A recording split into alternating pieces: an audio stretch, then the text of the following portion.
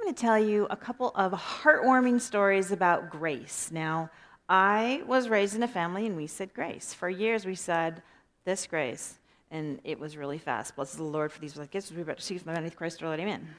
And we could say it really fast around the table. And then something happened, when I was older and I'd moved out and I'd come back to my family, and my parents had done some, even my parents, I think, did a little self-exploration work. And they decided to make grace around the table meaningful.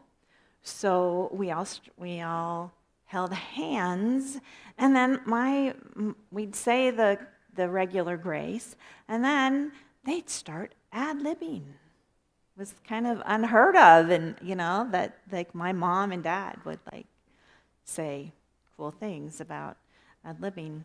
And so that was a really nice thing, and some of my fondest memories of my family is when we had a lot of company. We had a lot of kids, and they went and decided to hook up with people. So I have a lot of relations. So when we'd have a family celebration, you couldn't even fit around the table. But I have beautiful memories of standing around the living room and everybody, holding hands, kind of like we do here, almost that many people, and just, listening to my mom ad-lib a grace was wonderful. I occasionally get a really good talk title, and in case you don't get the burst, I want to share my talk title today. It's The Secrets of Saying Grace. That's may not seem spectacular to you, but to me, I liked it. It kind of riffed off of that book, The Secret, and I thought maybe it would intrigue people, like, well, what is the secrets? What I'm implying is that there's something good, or there's going to be a benefit to you if you think about grace. It's one of the most common rituals and or spiritual things that people do all over the world, is to say grace before meals. I found a few funny graces because I like to start there. Here's 3 of the funniest ones I found. Bless this food before us set. It needs all the help that it can get.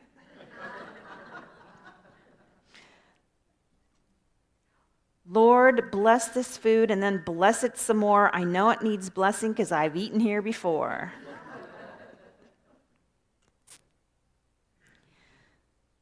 We love our bread, we love our butter, but most of all, we love each other. Thank you, Holy Mother, for our food. Amen. Less funny, but I just like that because I really like butter. Well, let's start with a slide. My handsome assistant up there is going to give us something to look at. I keep returning to this quote about God. God is the name we give to the ceaseless, restless, creative flow of energy in the universe. Because I love to be reminded that I can't contain God. Ceaseless, restless, creative. And that's in every one of us.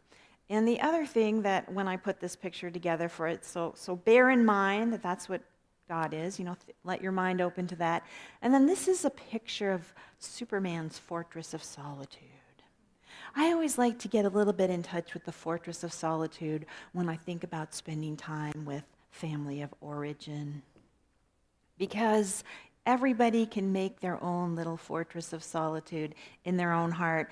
Wherever, you can go off to the bathroom or the hall or the study in wherever you're at in the midst of family celebrating and take 3 minutes and give yourself a little fortress of solitude. So where you recognize your connection to the ceaseless, restless, creative flow of energy in the universe. So that's my holiday hint for this season. Next slide. This is a picture that's on the handout I gave you. This is actually a photo of the mosaic which was made from the painting that Norman Rockwell painted, and the mosaic is in the United Nations. It's the title of the painting is called The Golden Rule. And I just thought that there's just like, the song Chris sang, just speaks to us in ways that you can't even really put all of the details about. This painting and this mosaic just really speaks to me right now. I specifically was looking on the internet for some art. I was actually looking for pictures of people saying grace. And I wanted it to be a lot of different people saying grace. And I found a lot of pictures of people saying grace, though this was one of the best ones, even though they may or may not be saying grace, this was one of the best ones of people clearly of different backgrounds and different, it's like people from all over the world together and looking a little bit reverent, So in my mind, these people are saying grace together. And that's why I got that picture. Just a little bit about it. In his painting, Golden Rule, Norman Rockwell expressed what I believe to be his core belief that guided his art. That we are one people, sharing one world in common, humanity. And that's what the director of the Norman Rockwell Museum, whose name is Lori Norton Moffett, said. So that a large mosaic version of Golden Rule is installed at the United Nations, where at virtually any hour you will find tourists, delegates, and diplomats marveling before it. Next slide. So these are the things that I'm talking about today. These are the secrets, okay? These are the secrets about saying grace. The first secret is that gratitude is a causative attitude. The second secret is that blessing adds positive energy to the situation. The third secret is that by bowing with a little reverence, we surrender and focus beyond our individual self to a greater universe. And the fourth secret to saying grace is that we are able to express the personal and the universal. So we'll just leave those up. And I want to get into each of them. I'm excited because I have some really great stories that are not just my stories from friends and people I know about each of these secrets. The first one, gratitude is a causative attitude. Well, this is definitely one of my stories. I was cleaning out some stuff, and I came across a notebook I'd written in the 90s. I started doing personal growth work in the 80s, and I found this notebook, and it had a picture of a wheel. Maybe you've made a balance wheel where you make a wheel and you put different things around the spokes, around the edge, like things that you want in your life, like family, work, spirituality, exercise. Everybody's wheel, you make your own wheel. It all looks different. And then you do a little dot, from the middle to the edge, and you think about how much time in my life am I spending, let's say, in work, or how much time am I spending with family, how much time am I spending exercising, if you care about that, how much time am I spending reading, whatever it is, whatever you want your wheel to be. And when I looked at my wheel, there was a lot of notes about too much time at housework. I have cured that, let me tell you. Too much time at work. Not enough time having fun. I pretty much cured that one too. And I guess what I want to say is, I realized that I had come pretty far on the happiness balance wheel. When I looked at that first wheel, there were a lot of things I wanted to change and I was not so happy about. And really, the way that I think that I changed it very, very gradually was by developing more gratitude. the way I put it was being able to practice enjoying the moment, whatever it is, like there's a lot of people teach that it's really great to write lists of things and be grateful for them, and that is really true. And that's a really good start. In fact, my very first Unity class, which was at Seattle Unity, and it was probably 1987, it was a prosperity class, and I know I've told this story before, but I don't know why, but I love it so much. And the teacher said that at one point in her life, she was so miserable, she had just suffered a broken heart. And she was trying to come up with something to be grateful, and she could only come up with two things: Kleenex and reruns of Magnum PI. I just love that story so much. Because sometimes that's how it is, right? That is the most you can be grateful for. But there is always something. So that's really when I started paying attention to being grateful for things, for looking for things to be grateful, and learning the very beginnings of how to be grateful with whatever the moment brings. My practice, I definitely like to make lists of things. I like to make all kinds of lists, but I like to make lists of things I'm grateful for, and we'll have a little time to do that here later on. But the practice that changed me, the causative attitude, was in learning to remember to be grateful for this moment. Like, can I be grateful for this moment? Well, it's really easy for me to be grateful for this moment. We're all here together. It's the Sunday party. I love it. But what about last night when I'm doing dishes? Yeah, I could even be grateful then. Or when you have a stomach ache.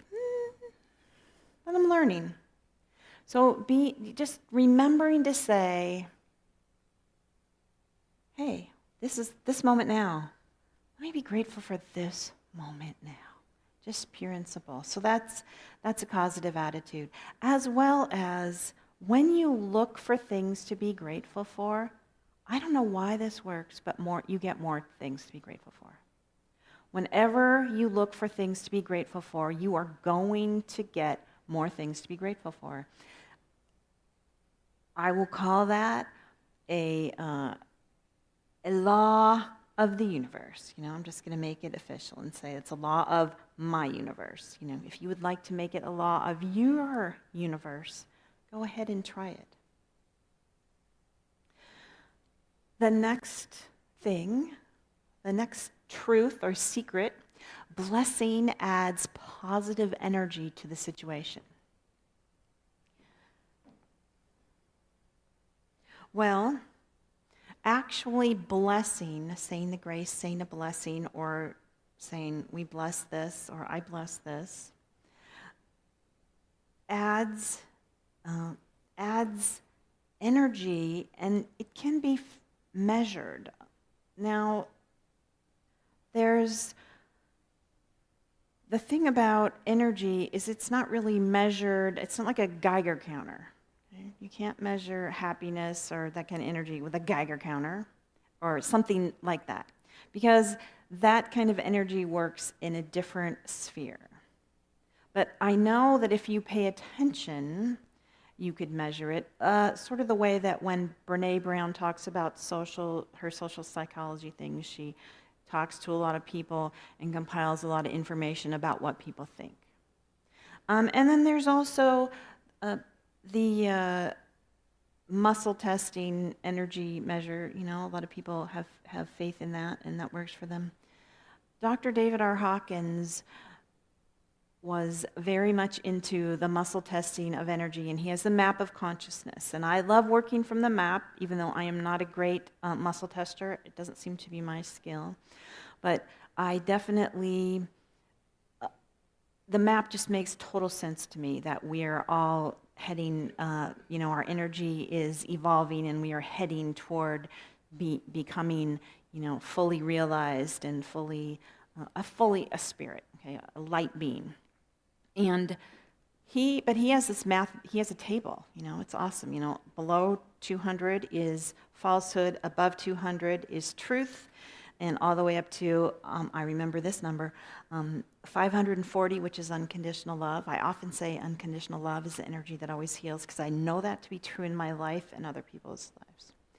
So here's the thing. When he and his fellow people compiled a lot of measurements with lots of people, muscle testing is where you go like this and somebody goes like that. And the reason it works is because we are all one mind, and because we reflect, as we're all alive energy. And if you really want me to go into string theory, I am not going to. But ultimately, we are all made of the same bits of vibration, okay? Everything, us, the floor, the chairs, everything. It's all the same bits. How about that for science? And he measured food before it was blessed and after, he and his people. And no surprise, if you say grace over the food, the energy goes up. The energy goes up.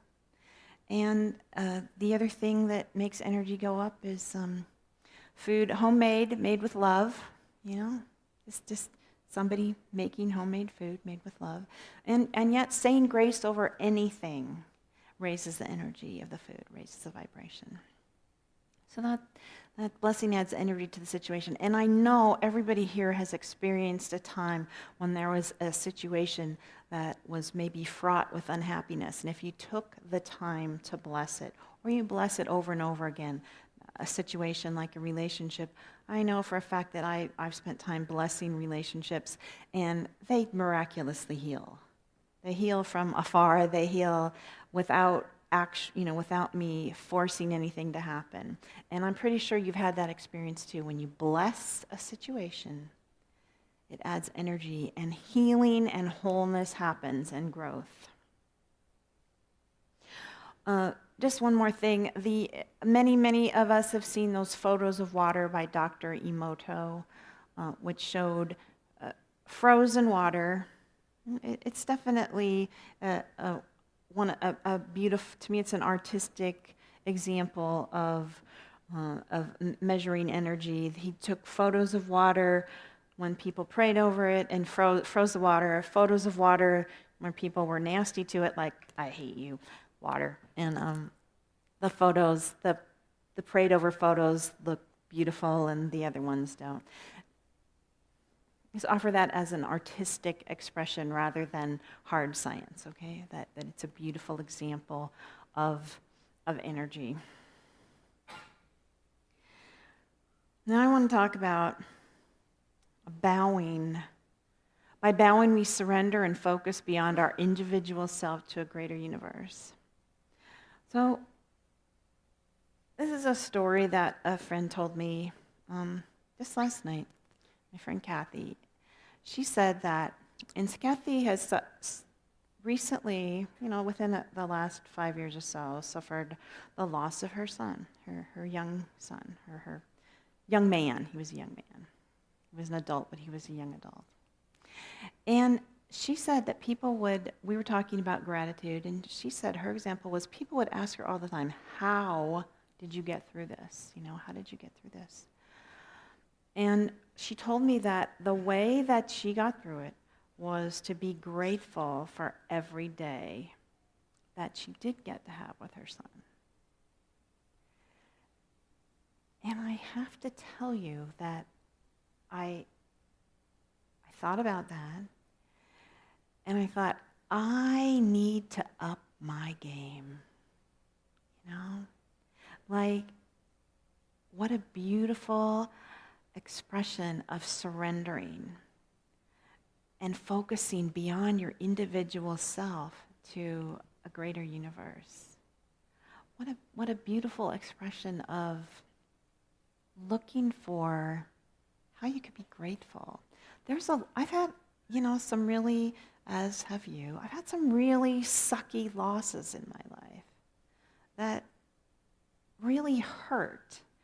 And I don't know that for every single loss that I have been able to say, I am so grateful for every day I had with that person, or that, the way it was in my life.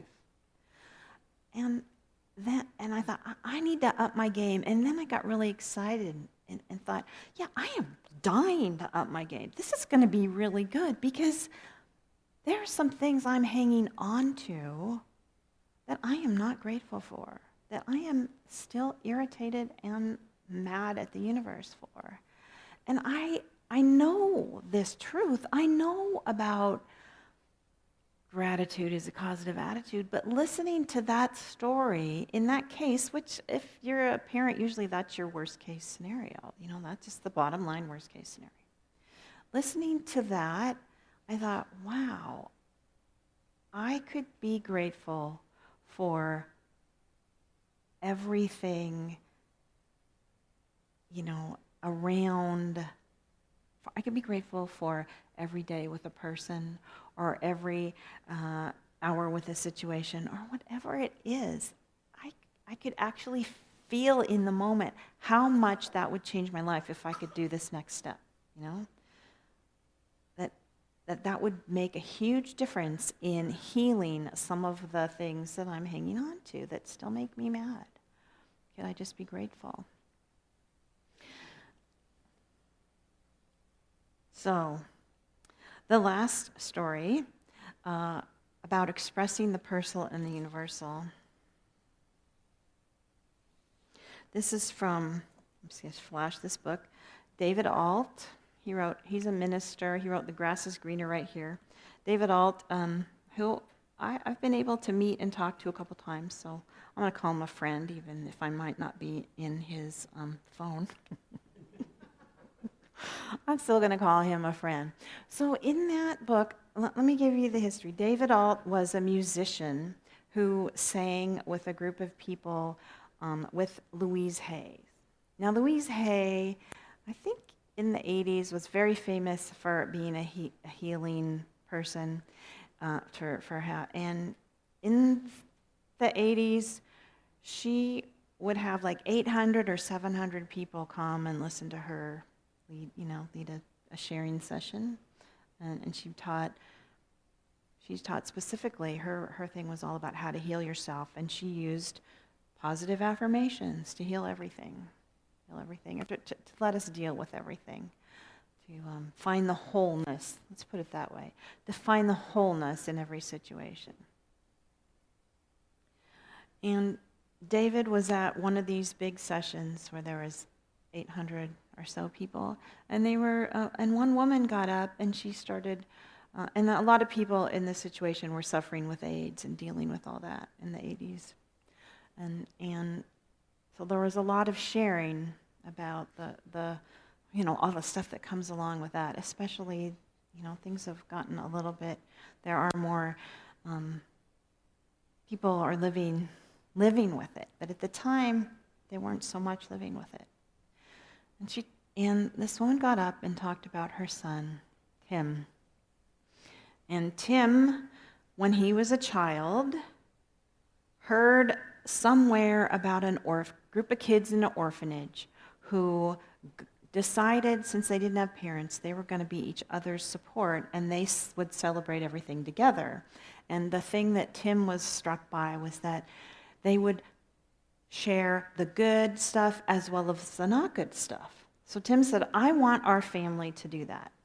And his mother says, you just did what, Tim was a force, so everybody in the family went along with it. And then they created a tradition of celebrating everything, the good things, the A paper, and the bad things, the traffic ticket. They'd celebrate it. And somehow they turned it into, how families do. They turned it into a thing where the way they celebrated was with a cupcake.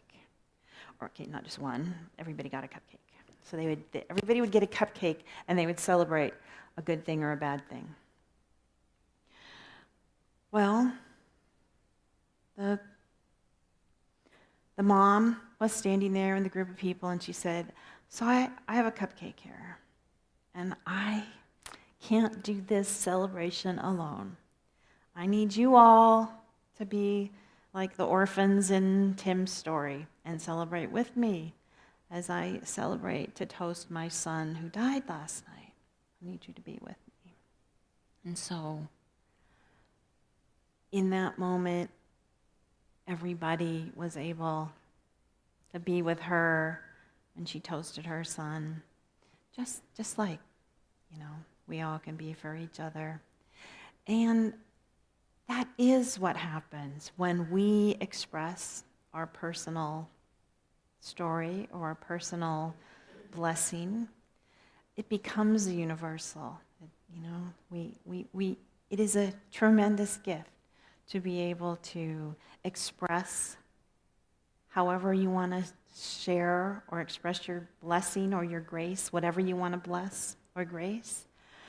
And it creates an awesome universal experience, not to mention changing the universal fabric of the very world. Now, I like this phrase because I just made it up. There's practice makes perfect. And there's also a thing that says, well, we call it practice because it's practicing when we talk about the practice of meditation. And, we don't want our perfectionism self to get all on us. So I made up this new phrase, practice makes perfect recognition of the divinity within. It may or may not catch on. Practice makes perfect recognition of the divinity within. And that's all about our spiritual practice, Our spiritual practice makes perfect recognition of the divinity within. So I have a couple of things we're going to do with this thing.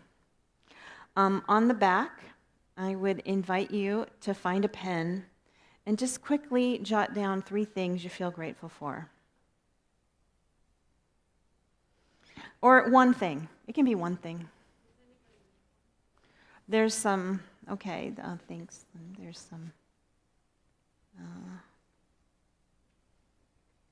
Ushers coming to the rescue if you need one or you need a pen. Pens are in the backs of the seat. So just write one thing you're grateful for.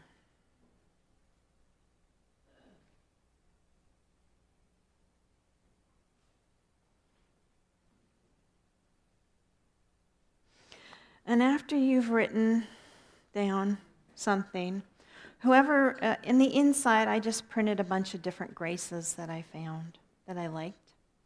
Whoever is done first gets to pick the grace that we'll read out loud together. You can, so that's the person who raises their hand and goes, I want to do this one, then we'll all read it together.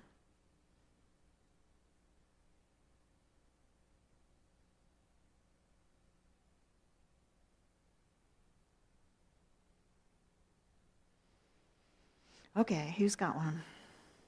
Cindy, which one should we read?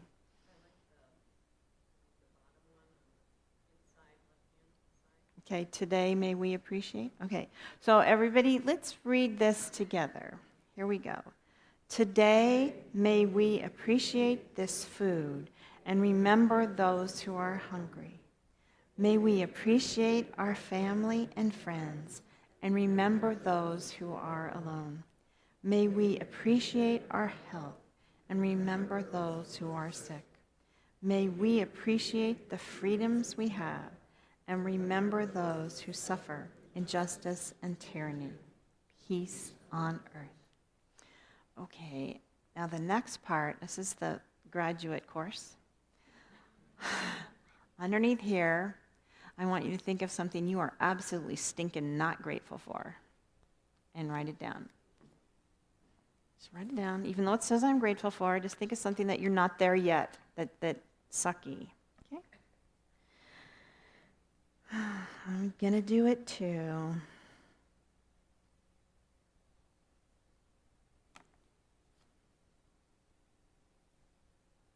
And now,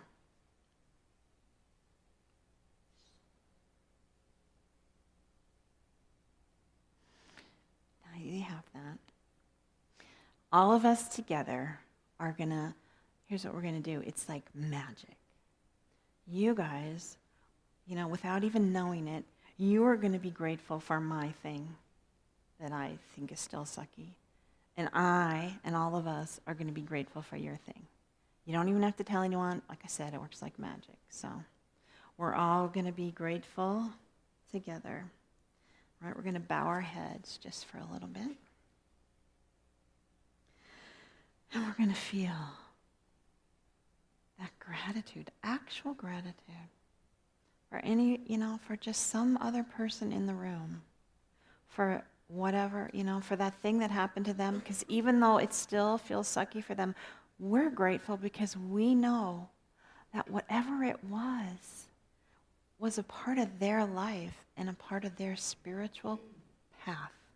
So we can be grateful for it. Because it was divine, it was placed, it was orchestrated by the universe for their spiritual unfolding. So since we didn't have to suffer, it's very easy for us to be grateful for it. We're grateful for that. Okay. So now, I'm going to do one more thing. You're going to, take those home, write as many as both columns. Think about adding, think about how all of us can do like my friend Kathy and learn to be, to find the gratitude of the things that are very hard and painful. And today, tell someone one of your gratitude stories. Okay? It could be at the potluck if you're going to join with us. If you've got stuff to do, just tell somebody one of your gratitude stories. So I'm going to end with one more gratitude story and some scripture. Who knew? Scripture in a church. Rejoice always, pray without ceasing, give thanks in all circumstances, for this is the will of God in Christ Jesus for you. And then here's a story. My other friend, Joy, said that one time she wanted to go to a Journey concert and she didn't have the money. And her friend said, I'll pay half your ticket. And so she was grateful. And then we went to the concert, and guess what? Her friend found a whole free ticket on the floor and gave it to Joy. So she got to, gratitude is a causative attitude. Let's take an offering for unity.